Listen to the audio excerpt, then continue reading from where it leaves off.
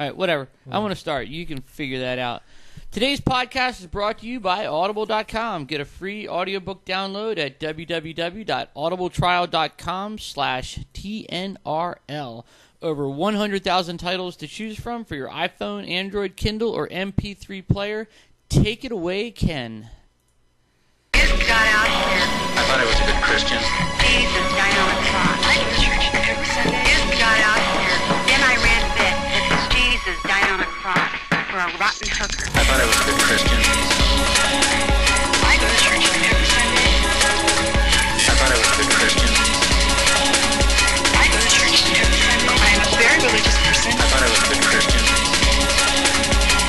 The very lies the serpent told to Eve in the Garden of Eden. Garden of Eden. Garden of Eden. The gospel of Jesus Christ spreads confusion and promotes lies. The gospel of Jesus Christ spreads confusion and promotes lies. The gospel of Jesus Christ spreads confusion and promotes lies. The gospel of Jesus Christ spreads confusion and promotes lies. The gospel of Jesus Christ spreads confusion and Hey everybody, it is Monday, May 21st, 2012. This Non-Religious Life. I'm your host, Ken. With me all the way across the country, we have Bob, How's it going? who you just heard from anyway, and Jason. Hey, how you doing? And we've got a few things lined up to talk about today. So where did you guys want to start? I know we were kicking around a few things right I before wanted to start we, at the Magic Castle. Okay, yeah. So I love We the were Magic talking- Castle. just earlier, as you can see, I got a haircut, different from last week. A little more clean cut. Funky fresh. Last week I went to the Magic Castle. For people who don't know what that is, it's a private club here in Los Angeles, and you can only get in if you're a member, which I believe means a member of the Academy of Magical Arts, or invited by a member. And Rochelle and I were lucky enough to know someone who could get us on the guest list, and we ended up going and having a great time. Got a few really good magicians, but super formal. Really interesting fact is the president of the Academy of Magical Arts is Neil Patrick Harris, who I was very disappointed I did not see. He's awesome. I'm a big Doogie Howser fan. Yeah. I read something that the what is it, the Association of Magical Arts, what are they called again? The Academy of Magical Arts. The Academy of Magical Arts. They just gave James Randi a lifetime award, some kind of lifetime honor. He earned it. But it got me thinking. I got to sort of like looking at it a little closer, and it's funny to me how many of the big names in skepticism and the humanist movement in general are magicians. And I think it's kind of because, funny, isn't it? It's kind of like ironic. Harry Houdini was a really big skeptic. Oh, he was a huge skeptic. Yeah, he actually made a big deal of his life about debunking mediums and spirit photography and stuff like that when he was alive, because that was huge at his time. Houdini's interesting to think about because I think he's one of those guys that, like, as far as like an afterlife or the spirit world, he desperately wanted it to be true. He really, really wanted it to be true, but he wouldn't let his desire for something cloud his eye for skepticism. He recognized a charlatan when he saw one. Yeah. I mean, who doesn't want to imagine that there's an afterlife, right? Like life is like pathetically short, to be blunt. Who doesn't want to keep living after death? Imagine that it's just one more stop on the big cosmic train ride. But he didn't let his emotions dictate what he actually believed. Yeah. He saw no evidence for it. And, being a magician, and knowing how to perform illusions like this and knowing how to, cold read and do all of these things that are really the stock and trade of mediums and the like, he knew what they were doing, and you can't set aside, what you know to allow yourself to believe something that isn't true. Yeah, I don't know, man. Like and to be honest with you, not that I wouldn't be honest, but when I was sort of formulating these ideas myself, I had a time when I was in my 20s and I was really into magic. I could do a lot of like close-up card and coin magic tricks, and I read a lot of books about it. And when you start learning how to fool people, you start looking around the world differently and seeing how easily people are fooled and realizing a lot of what you're told is not true. And then if you just broaden your scope a little bit, you'll realize that applies to most everything, especially religious beliefs. Yeah. It is exactly it. You know how to play a crowd, and I remember, Jason, was it you were telling us about the magic tricks you used to do? About the quarters? Yeah, I used to do them all the time. It's easy to fool people, It is. especially if you get people who are captivated. And Harry Houdini knew that, and he had a secret word, a code word that he had with his wife, and he said, if anyone ever says that they're channeling me, ask them what the code word is, and you'll know that it's me. If they don't know the code word, if they can't channel it, then you know they're a liar. And as far as we know, no one's ever known the special code word. I've done it. I just don't want to tell anybody. No, I read that. I read that after he died, there was a medium that came up with the code word, and I forget what it was. But his wife sort of dismissed it because this person was able to ascertain the code word. It's not that he knew it from beyond. There was some fighting about that, but I'm sure that I don't know if I'm remembering that correctly or not, but I do remember they had an agreement because they worked the country together going around debunking mediums, and that was when all that spiritualism was very big in the United States. When it was? And in Great Britain too, and I guess all over the world. But their agreement was, when one of us dies, you'll know that the guy is telling the truth because they had their code words set up. But maybe somebody ascertained it, maybe somebody figured it out. I'm not sure about the whole story. Yeah, that's really interesting. Yeah, if you wanna start a journey into skepticism and critical thinking, learn magic tricks. It really is funny though, because you think magicians would be the last people who would be like authorities on skepticism and such, but not only do we have Harry Houdini, but we have James Randi, who's probably one of the biggest names in skepticism. When it comes to debunking things, that's the first person I think of. Professional debunkers. Right. And James Randi's not. He's like a big voice in atheism, but I don't think he's necessarily opposed to religion until they make a claim about the world, and then he's all over it. Yeah.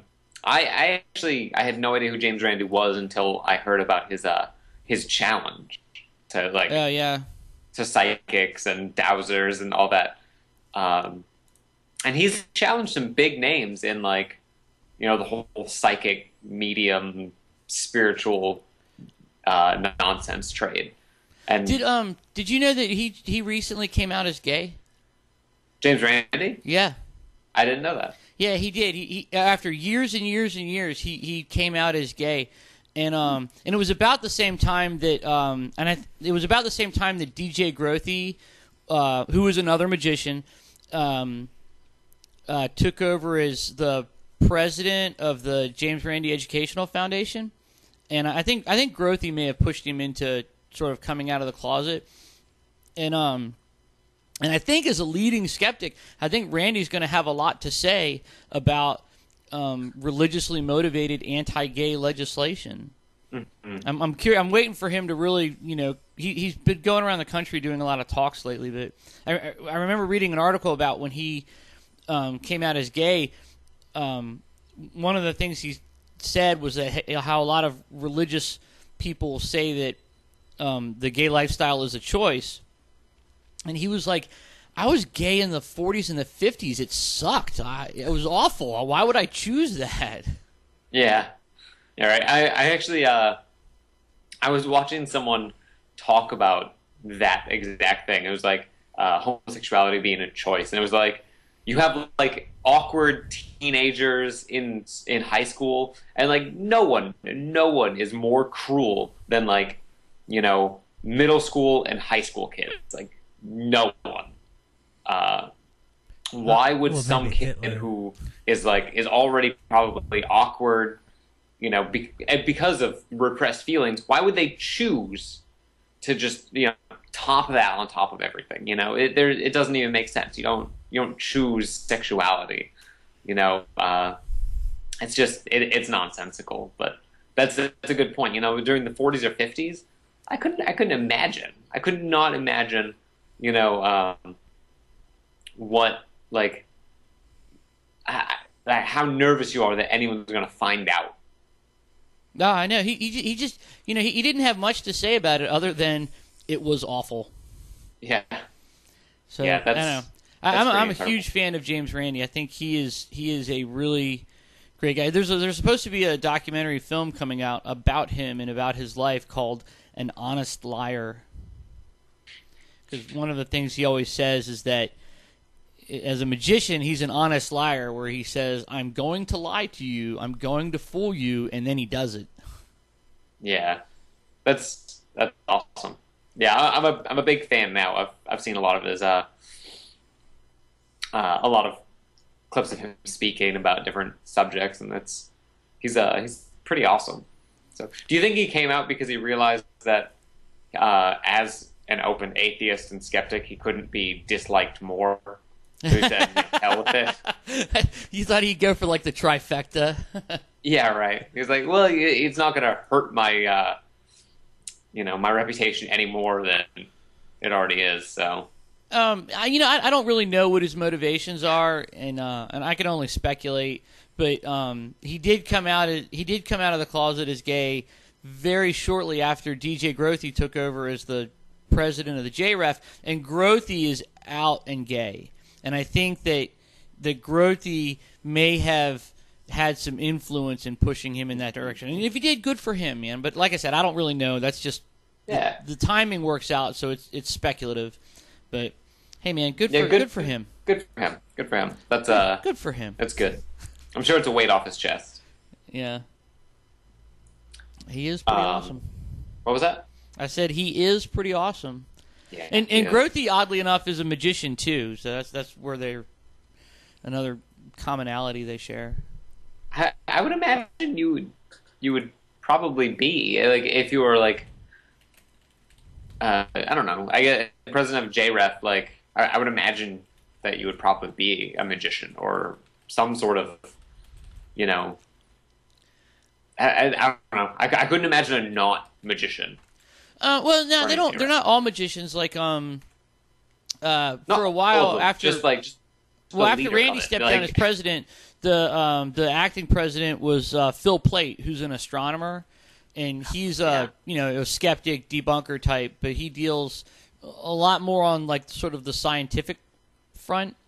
And but then Phil wanted to go off and do other things. Not that he didn't want to do the JREF, it was just he couldn't find time to do both that and the other things that he had in the works. So he stepped down, and then Grothy stepped in.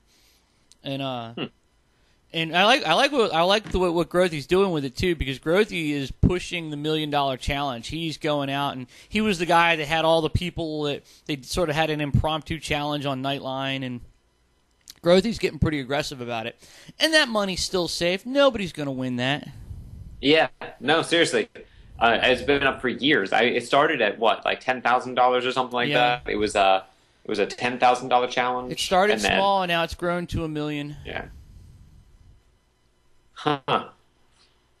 That's really interesting. But from magicians to skeptics, I guess it's not that far of a leap. No, I think it's a natural progression, and like I said, if you want to convert to atheism, learn a few card tricks and then read the Bible. Yeah, that whole multiplying loaves, that was just sleight of hand. Yeah. I watched a guy do that the other night, with ping pong balls in his fingers, Right. He started with one ping pong ball, but suddenly everyone was holding one, It was like magic. So Jesus was up on a rock going, "You see this one loaf of bread?" Right. Yeah. And then Jesus made the Statue of Liberty disappear. And they're like, "What is that?" We didn't even know what it was, but it's gone. Yeah. Maybe when Jesus was talking about all the stuff in Matthew, like the temple curtain splitting, all that was just an elaborate stage trick. There was a magician I used to like to watch, and he would always do tricks. And one of his lines was he would do a trick, and if it didn't get a really loud audience response, he would always be like, 500 years ago, if I'd have done this, you ought to have said, "Burn him, he's a witch." Now I do it, and people go, Yeah. I mean, hey, Jesus ascended into heaven. I'm pretty sure I've seen Chris Angel do that. Yeah, Chris Angel, nice. No, anyway. Mind freak. Yeah.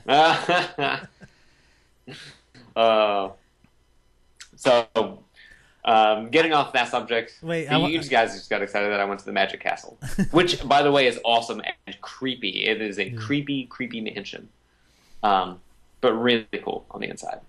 Nice. A really, really good time. So if you guys know a magician out there, you know someone who's a member, talk them into getting you on the guest list because it's awesome. Okay, well, we're going to do that. Okay. So we have a few other things to talk about. One of the things I want to jump to this, Bob, because you brought it up at the beginning of before we started the show, and it's something that when I was the Norfolk Atheism Examiner, I wrote about. This is about a year and a half ago, almost. In Western Virginia, there's a school board in Giles County, and they erected in the schools plaques of the Ten Commandments. And they were ordered to take them down. And the superintendent of the schools actually agreed. And he said, you're right, this is wrong. We'll take them down. They weren't ordered to take them down. It was he responded to a letter of complaint from the Freedom from Religion Foundation. From FFR. Right, and he said, wow, they're right, and he did. Yeah. But the school, the school board overruled the superintendent's decision and placed them back in the schools. And I thought it went to the courts, and I was pretty sure that was the end of it. I thought it ended forever ago, and the court ordered them to take it down because that's what the court does. No, there's not even it's not a split decision by any way you cut it. The Supreme Court has ruled every single time that you can't do this. Right. So the wrinkle in that was that. And I forget what I was listening to somebody talk about it, but there's a legal term when the court has a unanimous decision about something. There wasn't a split decision. The court all agreed that, and it was in another case. It was in another case where there was the Ten Commandments in a public display on public property or a public school, and they said, "Oh, this is for religious purpose, and so it has to come down." And so these people in Giles County, they've engaged in this sort of, I think it's a little bit dishonest, this ploy where what they've done is they've added other historical documents to the display, like the Constitution and I think the Magna Carta and a picture of George Washington or some shit like that. And so now they're saying that these are historical documents, and the Ten Commandments is presented in a historical perspective. Yeah, I think that's, which is just sneaky. I think that's sneaky. What they're trying to do. The judge knows it too. Yeah, hopefully. What they're trying to do is they're trying to sneak it in, and hope that no one notices. It's a Trojan horse technique, is what they're trying to do. Well, so this is where it gets interesting, because the judge, he hasn't ruled on it. What he's done is he's sent the case out for mediation, and he's asked that the two parties mediate this. And I think the reason reading this whole thing, the reason I can see him doing this is because I think he's being sympathetic with the school board, because he also informed the school board that if they lose the case, they have to pay the other side's legal fees. Mm-hmm. And I don't think he wants to bankrupt the district. And so he said, look, I think he sort of intimated that this is a battle you can't win, and you're probably going to lose. So why don't we send this out for mediation and you guys work it out so that there isn't this big settlement and you guys aren't bankrupt paying the other side's legal fees. I think he's being a little overly sensitive. He should probably just rule on it. But anyway, one of the things that what they're saying is that the school board is saying that the Ten Commandments are not presented for religious purpose. And so his suggestion, the judge's suggestion for mediation, is that they remove the first 4 commandments. And that way, and remember we were talking last week about which commandments are which, and the first 4 are all the jealous God stuff, and then the last 6 are sort of like secular rules. And he says remove the first 4, and then maybe it could stay. But they're not going to do it because it's there for religious purpose, no matter what they say. Yeah. They put it up for a religious purpose. And now that they've sort of been caught, with their pants down, so to speak, they're trying to make it better. I mean, removing the first 4, if you're gonna edit it like that, why have it up at all? I agree, and I think another thing the judge is trying to do is I think he's sort of calling their bluff about when they say it's not for religious purpose. Well, all right, fine, remove the first 4. Yeah, I understand where the judge is coming from about not wanting to bankrupt a school district, and it's this sort of thing that pisses me off when school districts do these things. Is public education in this country is on a global scale a joke. It's already terrible.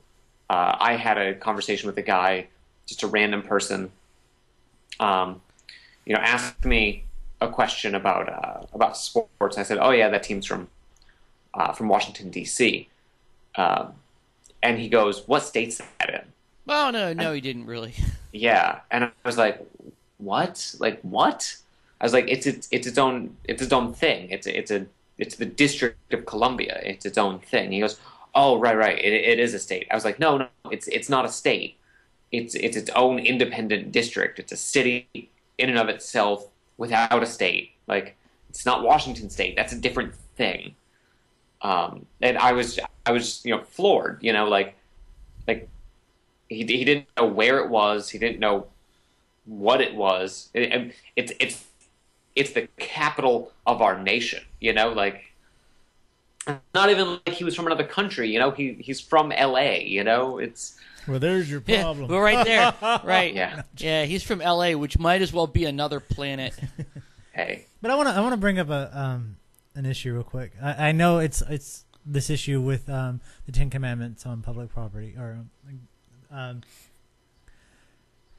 is a legal issue, but by actively trying to remove it, and are we being oppressive to a certain section of the United States citizens? I don't think so. I mean, and the reason I ask that is because if you compared to other countries and stuff, even though like there are rules, that, but they're not democratic nations, but there are rules that if anybody goes against it, the government comes down, they'll shot, whatever. I'm not saying that we're going to go that extreme, but there is a form of oppression when we silence or attempt to silence certain thought and freedom, certain expressions in certain arenas, and could that be considered oppressive? Could that? If I think if you were the person that put the Ten Commandments up on public display and public property, I would say, yeah, sure, you would think that it was oppressive. But I would argue that the Establishment Clause protects your religious freedoms because the government is in no business of religion. And if the government endorses one religion, it's a tacit rejection of all other religions. And so, yeah, sure, the guy that put the Ten Commandments up might think he's doing something nice, but what about the Muslim family that lives down the street that has to see the Ten Commandments in the school? Does that mean that they're not welcome at the school? It's an exclusionary practice to have religious symbols in public domains. Yeah, the major problem here is, when these things come up, people see them and they go, "Oh, well, what's the harm there?" The problem is it's not the stopping point. It's one step forward for, the blatant inclusion of Christian materials in all areas of government, and the promotion of Christianity over other religions. And that you think just having the Ten Commandments up there, telling them to take it down, oh, that's kind of mean. But if the court rules that they can put the Ten Commandments up in a school, then a judge could have a crucifix in, a courtroom. We could put, a big statue of Jesus on top of the White House. It's a sort of slope you don't want to start. You don't want to start going down that path because it gets really hairy. So it's best to make sure that the government prevents us from going down the path at all. Yeah, that's why the separation of church and state is absolute, and it's described as a wall. It is not a semi-permeable membrane. It is a brick wall that needs to be upheld.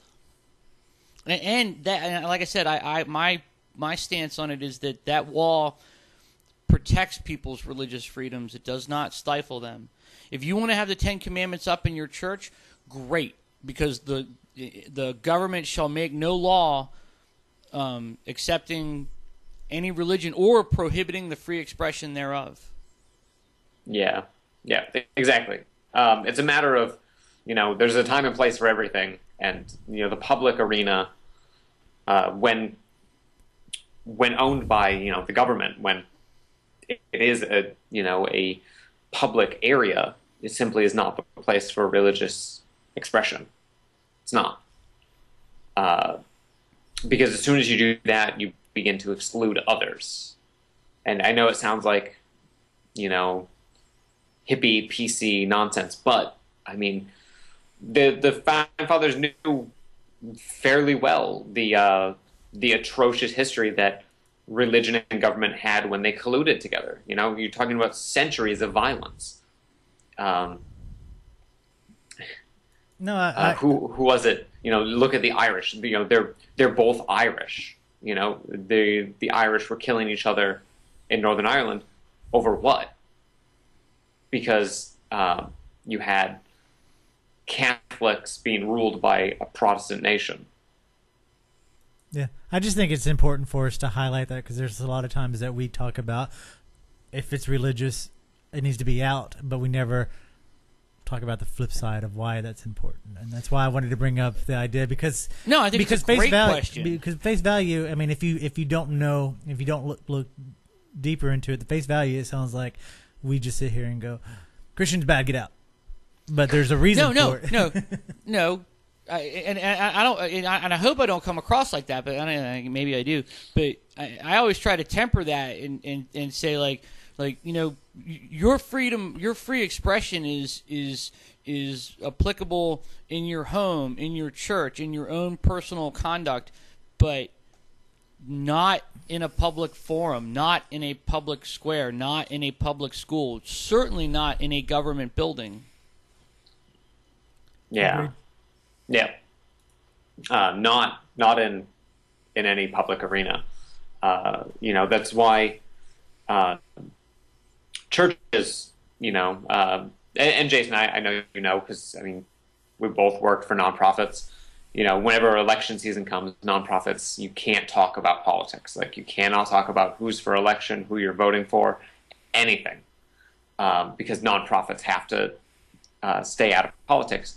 And the separation of church and state effectively makes religious institutions non-profits. They don't pay taxes, but at the same time, they have to stay out of the political arena. And likewise, the political arena has to stay out of the business of religion. Yeah. All right, we're about the halfway point, Ken. We need to take a break and plug our book. If you didn't already know, listeners, if you go to audibletrial.com/TNRL and sign up for the free 30-day trial, you can get a free audiobook download. It's free. It doesn't cost you anything. And every week we've been suggesting a book. Ken's got a good one picked out for this week. Take it away, Ken. Yeah. And this is actually a book that I've been meaning to pick up for a while. It's by Philip Pullman. It's The Good Man, Jesus, and the Scoundrel Christ. It's his own take on the Jesus story. It highlights this whole duality of Jesus and Christ. And it was actually, I believe, he was doing a talk, and I want to say it was it the Archbishop of Canterbury, I believe. Yeah, it was Rowan Williams, is the Archbishop of Canterbury. He's the, I guess not the head, but aside from the Queen of England, the head of the Church of England. And for anyone who doesn't know, Philip Pullman is the author of the Dark Materials trilogy, which includes the Golden Compass, which is like I thought that name it's like the Chronicles of Narnia for atheists. Funny story about that is the Golden Compass was removed from Catholic schools a number of years ago because they said it was about killing Christ. And when I asked, he said, no, it's absolutely about killing Christ.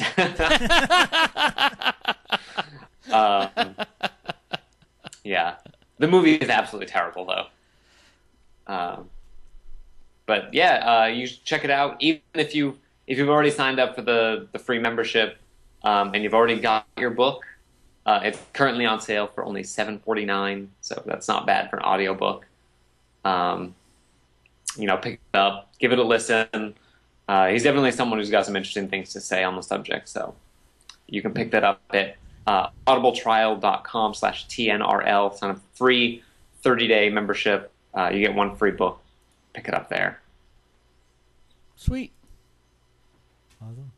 Man. So I love talking about these separation of church and state issues, and I don't know. I feel like I want to dive back in because I think Jason had a great point about personal religious freedoms and how my feeling is that the Establishment Clause protects people's religious freedoms, and I was talking with someone about it, and they mentioned that they took the historical document tack with it. Can't we present these things in its historical context? And I got to thinking about it, and I was like, I was thinking that they might be right. I was like, man, there is some historical value to it, just because there's just because it espouses a religious belief, that doesn't mean that there isn't any historical value to it. And I got to thinking about it, and I was thinking I couldn't come up with a good argument against that. But then I happened to think Do you remember the big stink a few years ago about the Confederate flag being flown over the South Carolina State House? Yeah. And I think absolutely that flag should have been taken down because it is not a Confederate state. And their argument exactly for flying the Confederate flag was that it had historical value. And I bet you the people that said that were white. You know what I mean? Like that's who would think that the Confederate flag has a historical value. Well, even if, not to go off the topic, but even if they were not white and they were supportive of it, they lost the war. Nowhere in the history has the loser been able to fly their flag on a capital. Well, also too, as I understand it, the Confederate flag, the stars and bars, as we all know, is fine. If you want to have that on your truck or you want to put that on your house, great. You have every right to do so. But flying that from a state capitol building, that sends the wrong message because, like it or not, that flag has historical. It does have historical significance, but it also comes with a social. It comes with baggage. Stigma. Yeah. It comes with meaning ascribed to it. But if you fly a different flag that is not recognized as the nation, that is an overthrowment. That is an attack on the government. But, another thing if it's an official, there was never any one flag of the Confederacy. That what we know as the Confederate flag was, as I understand it, the flag of the Northern Virginia Army. So what the hell is it doing? Yeah, well, it was the Confederate battle flag, is what it was. The stars and bars was actually the Confederate flag, but the one that we know, the one that you see on pickup trucks in the South, that's the Confederate battle flag. But again, the same argument applies with that the state capitol building has no business flying the Confederate flag. No. It is an exclusionary message, and for the very same reasons, that flag should come down. The Ten Commandments should come down in public buildings, public schools. It's the same issue, and I don't, I think we're better off with the Confederate flag not flying on top of the South Carolina State Building. No, I honestly, it would be like if the Reichstag in Germany decided to fly a whole bunch of historical flags, and one of them was the flag of Nazi Germany. No one would get behind that. There's a terrible amount of baggage associated with it, and I mean, granted, what the Nazis did was, arguably worse than what the Confederacy was fighting for, but it's the same thing when you're talking about the baggage that's associated with it, as far as dehumanization of entire populations and the like. It's pretty. It's unthinkable. If you don't have some sort of agenda attached to it, it's pretty unthinkable. Yeah, and you know what? That I agree that those things have historical value, but the actions of the people that got behind those symbols and those credos, they made the history undisplayable. I guess is the word I'm thinking of, or lack of a better term. Yeah, no, I agree. And now this goes back to a movie that we talked about not too long ago with a certain former child star, gone evangelical Christian. Wait, let me guess.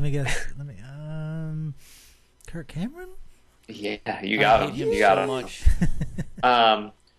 They always want to take the Ten Commandments and all these things, and they want to present them as historical documents, and oh, look at this piece of our history. That's not their point, though. But that's how they they couch everything in this language of historicity, but that's not their purpose for displaying it. That's not what they actually want. They don't want you to look at it and say, oh, look at this historical document. They want you to look at it and say, hey, look at this religious artifact that's holy. If it was a matter of historicity, it wouldn't have just been the Ten Commandments. It would have been the Ten Commandments and any number of other things, the 5 pillars of Islam and the, I guess the 613 Jewish mitzvot would have been too much, but, and, the 8 precepts of Buddhism and, all these other things that are similar, but it wasn't. It was just the 10 Commandments. And now they're trying to add in, and of course it's the religiously motivated ones. It's the Mayflower Compact and, things like that, which sure they're historical documents, but, you have to ask why are they putting them up? Well, yeah, that's the I forget the relevant case, but that was the case that struck it down where they said it doesn't matter, the historical value is not important when it's done for religious purpose. Well, if you want to see it, go to a museum. Yeah. Or you can crack them up, you can find the 10, put them up in your house. Yeah. But nobody will see them there because they have no friends. Yeah. Just kidding. Talk about it during your Bible study. Yeah, right.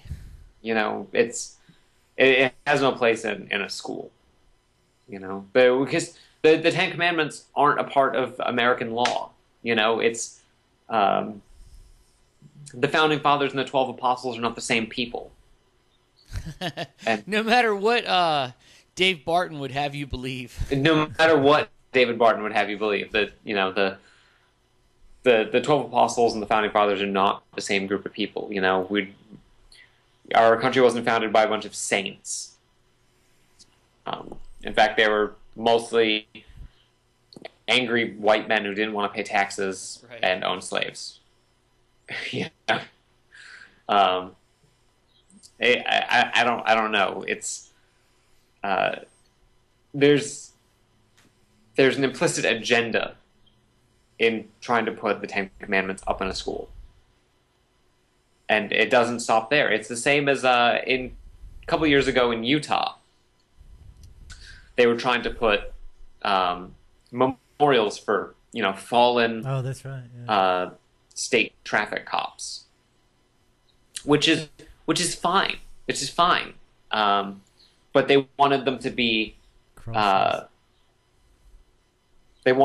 crosses. And that's when I think it was, I want to say it was the Freedom from Religion Foundation, who was like, no, you can't put crosses up. And they were like, well, crosses are, universally a secular symbol of memorials, which they're not.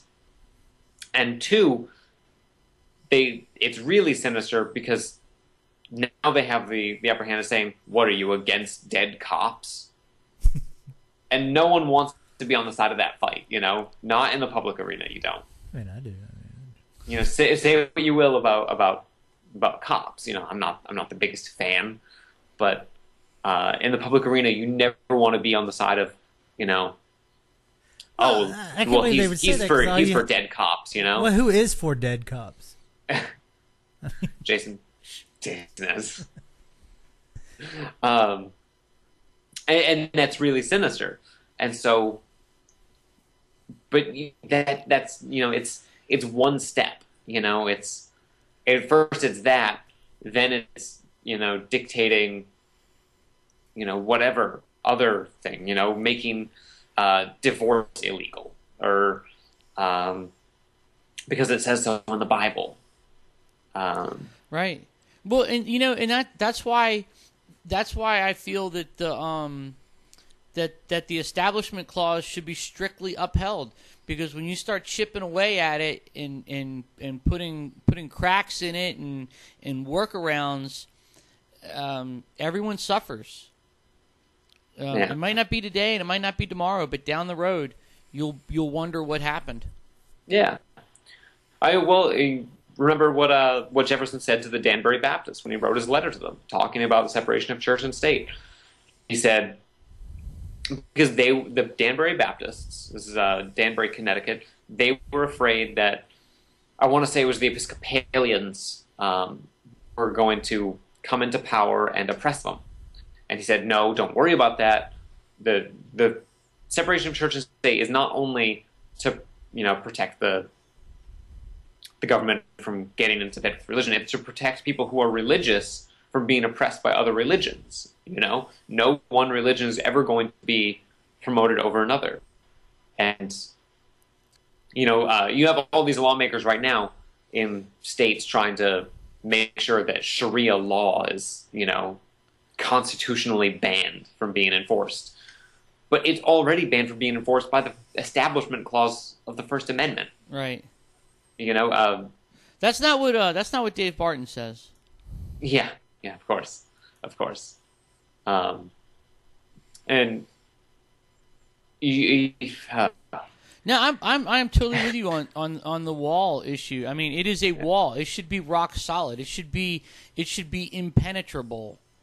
Yeah. And, no windows, no doors. It's a wall.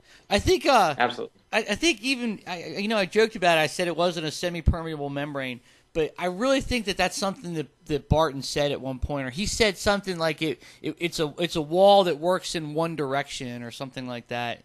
It's some sad special pleading thing that he does to put words in Jefferson's mouth, but I don't know. It drives me crazy. But I definitely support it being an impenetrable wall, and it goes both ways. It doesn't just work one way. The government has no business being in the business of religion. Yeah, absolutely not. And it's for the benefit of everyone, you know. When governments have an endorsed religion, it's not a blanket like it's just, oh, this is a Christian nation, which is something you hear a lot. This is a Christian nation, but what does that mean? You know, there are 38,000 different Christian denominations. What is our nation? Is it a Baptist nation? Is it a Pentecostal nation? Is it a hyper Calvinist nation? Which is my favorite, probably, just because of the name alone.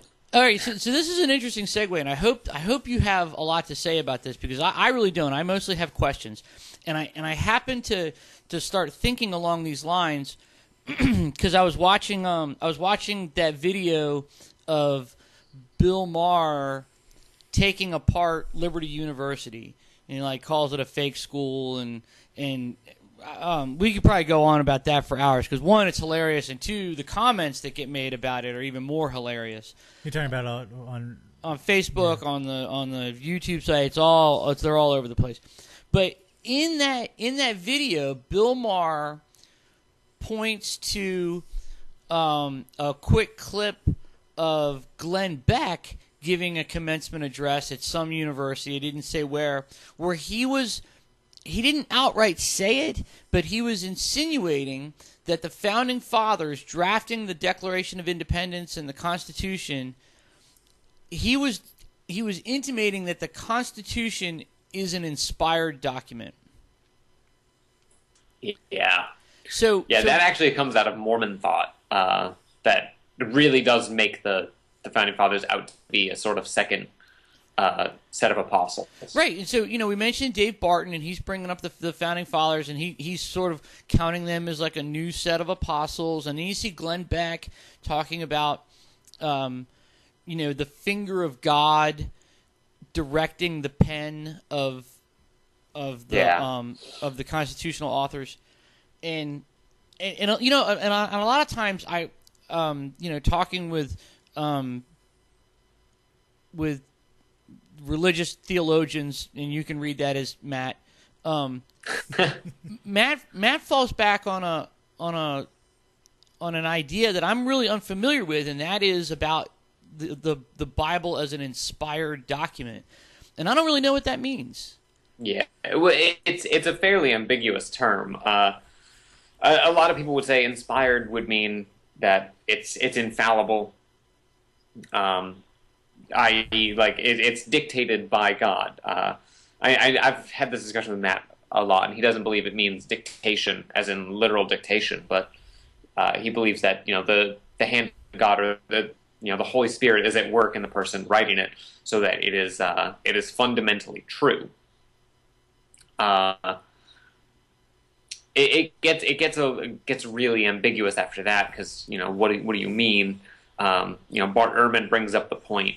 Even if we assume the Bible is is inspired, God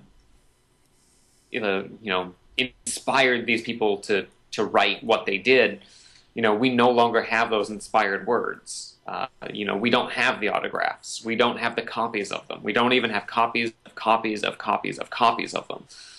We have something that's 10 or 12 generations back, full of scribal errors and interpolations and additions and redactions, and we have no idea what the actual originals look like.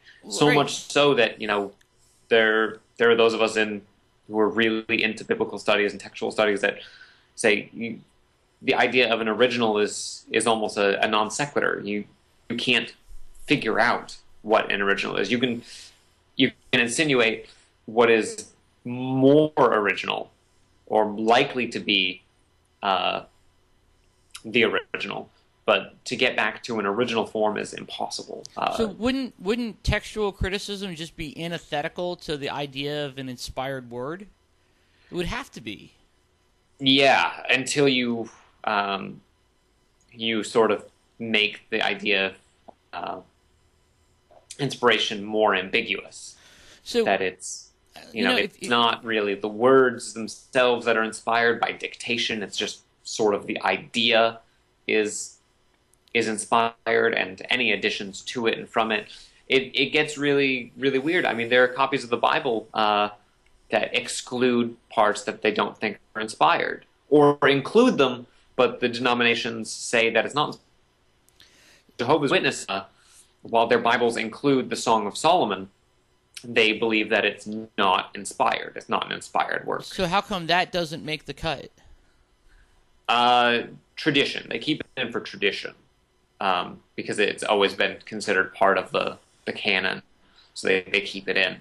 But I mean, there are people who try to get back to originals, and they cut the pericope adulterae, which is John 7:53 through 8:11. It's the section talking about the woman caught in adultery, and Jesus says, let ye who is without sin cast the first stone. Not original. Doesn't appear until centuries later, actually. None of the oldest manuscripts have it. There's actually a really old manuscript that has it somewhere in Luke, and other manuscripts have it in various places. It's not always the same place. Mark 16, 9 through 20, the last, what is that, 12? Yeah. So with all Versus. of these inconsistencies and I don't know, we can demonstrate that even not just translation, but ideas have changed over time in Scripture. What's the apologist's defense of inspiration then? The defense that I found often is that even if it's inspired, anything that's added is still inspired. If it made the cut, it's a closed book now. So that's why you get, in the 1950s, when the Revised Standard Version first came out, you had mass book burnings of it. It's why you get denominations that are strictly about, the New International Version, or just usually the King James Version, because they believe any additional edits or interpolation or retranslation of it into English it's superfluous, and it's not inspired. So, despite the fact that, say, the Comma Johanneum, which is in 1 John 5, 7 through 8, it's the part that actually, it's really what the entire concept of the Holy Trinity is based off of. At least the Trinity, when you argue it against, say, modalism or tritheism. Okay, so another point that I'm having a problem with inspiration is that even it would seem to me that the only way that you could have any foothold in an inspired word would be to also have a belief in a literal word, because then if you're liberal minded about it and you say like, oh well, it's subject for interpretation, or these are allegorical, these are lessons, and there are things to think about and things to be interpreted. How much interpretation does inspiration leave room for? I mean, if it's inspired, there should only be one way to interpret it. Yeah, no, that's absolutely true. And part of what Ehrman says, and one of the things that really tipped him over into agnosticism, was the fact that if God could inspire the Bible, if he could inspire it and have it written down, then why couldn't he have preserved it? Or well, why couldn't he inspire the printing press or the germ theory of disease or something a lot more useful? Yeah, well, you can even go down that road. But I mean, just even from a scriptural point of view, if God, put down everything he was doing to go give a few scribes in, 1st and 2nd century Palestine and Rome and Africa and Syria, and inspire them to write down a text, why couldn't he have also preserved it? Why couldn't he have made it so that anyone ever copying it couldn't make a mistake? Yeah, well, that's an inconvenient question, Ken. Yeah. That's the thing about textual criticism, is it leads you to ask inconvenient questions. But no, that's exactly the point. Is inspiration is sort of a, what do I want to call it? It's special pleading. I love special pleading. It is. You don't want to admit that the book's human, but at the same time you can't. You have to acknowledge the fact that it's changed over time, and significantly so. I always get into the debates with people about scripture. No. Yeah, and it comes down to things like, people say, "Oh, well, there are no changes in the Bible. There are no textual variants that have any meaningful difference." And it's like, no, there are tons of them. That's just not true. Yeah, even if you want to take the conservative stance and say 1% of textual variants are meaningful and what do I say? They're meaningful and significant. That's still 4,000 or 5,000 textual variants. The number of textual variants in our manuscripts are more than the number of words in the New Testament itself. We're talking 400, 500,000 variants, and more every day as we get new manuscripts and we transcribe them. And let's not even get started on form criticism. Yeah, form criticism, that's just source criticism. You get into form criticism, start reducing things down to, the oral traditions from which they came. You could get down to, redaction criticism, in all sorts of forms of criticism that deal with ancient manuscripts. And so you come up with a very, very human document. You come up with something that is absolutely human-made.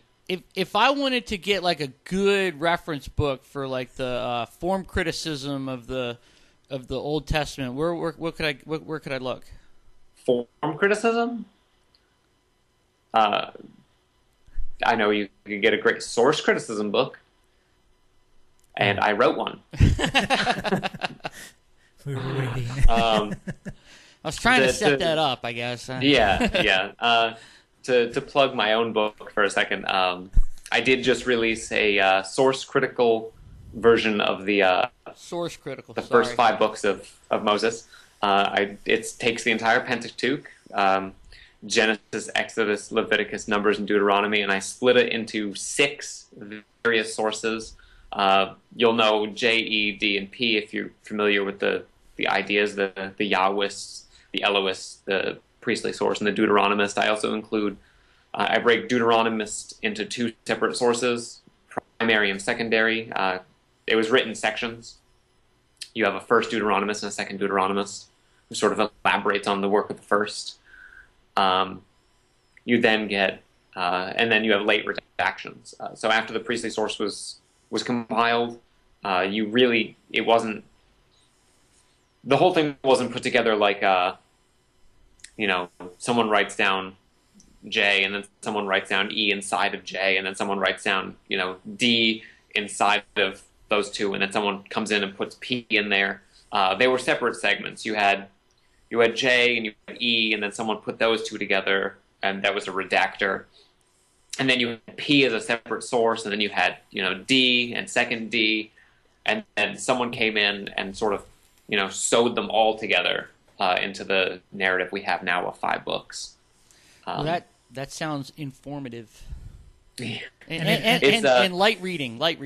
Yeah, it's only 400 pages.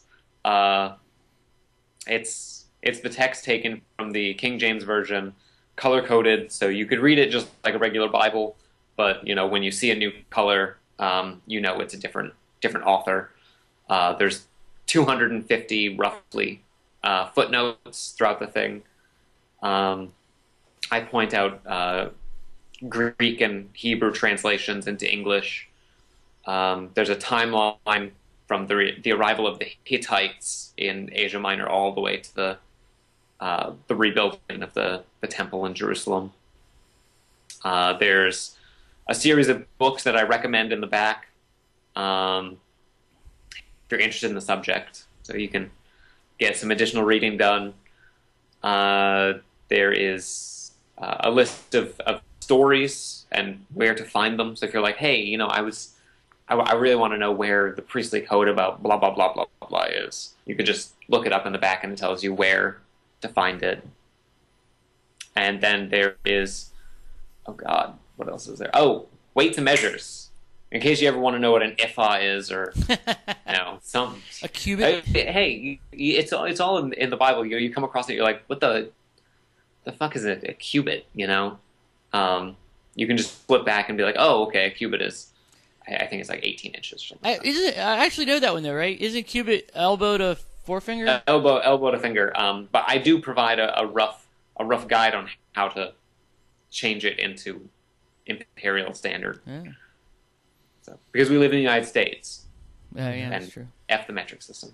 And if you live in the United States, it doesn't matter. You can live anywhere, but you can also enter to win the book. We are giving it away. If you're a newsletter subscriber, you already have entered this contest, and today the rest of the world can enter. So if you want a copy of the book and you don't want to give Ken your money, you can win it from Zombie Popcorn. We're giving away a book for free. Yay! Yeah. For free. Free shit. Yep. Free stuff. And free it'll stuff. get shipped right to your house. So that is, I think that's just about everything, right? Everything, but except today, at age 62, Robin Gibb died. Not today, yesterday. Was it yesterday? Yeah, yesterday. Well, we filmed this yesterday, so. Yeah. Yeah, he died. Anyway, let's wrap it up. That's sad. So if you have any questions, comments, anything of the like outbursts, leave us a voicemail, 757-337-2195. You can email us, nonreligious@zombie-popcorn.com. You can like us on Facebook, facebook.com/thisnonreligiouslife. Google Plus, put us in your circles. Stitcher Radio. You can listen to us on the go. All you have to have is the app on your phone. It's in a lot of brand new cars. See, iTunes. I love the fact that we get iTunes feedback and reviews. Thank you so much. Go leave us feedback. Let us know what you think. Of course, always just visit the website, zombiepopcorn.com. There's a little hyphen in there. And we're live every Monday, noon to 1. Yep, noon to 1 every Monday. You can watch us live right here and on the website. And then, sign up for the newsletter. Find out about our show and every other show we do. You'll get it once a week. It'll let you know about giveaways. Jason's always got something going on. It's a bunch of amazing shows, and you get updates about that. And that's where you'll be able to find the giveaway for my book. So you can also find the giveaway on the website. It's going up on there. What's that? You can also get the giveaways on the website. We just always launch the contest to the newsletter subscribers 3 days before I launch it to the general public. So if you want to get in on all the contests, that's how you do it. You hear that? Exclusive. Dun, dun, Exclusive. Dun, dun. First chance to get things. So I think that's just about it for this week. So we'll see you next time. Woohoo! Take Bye. it easy. Got out here. I thought I was a good Christian. Jesus died on a cross. I go to church every Sunday. Just got out here. Then I read that this Jesus died on a cross for a rotten hooker. I thought I was a good Christian. I go to church every Sunday. I thought I was a good Christian. I go to church every Sunday. I'm a very religious person. I thought I was a good Christian. The very lies the serpent told to Eve in the Garden of Eden. Garden of Eden. Garden of Eden. The gospel of Jesus Christ spreads confusion and promotes lies. The gospel of Jesus Christ spreads confusion and promotes lies. The gospel of Jesus Christ spreads confusion and promotes lies. The gospel.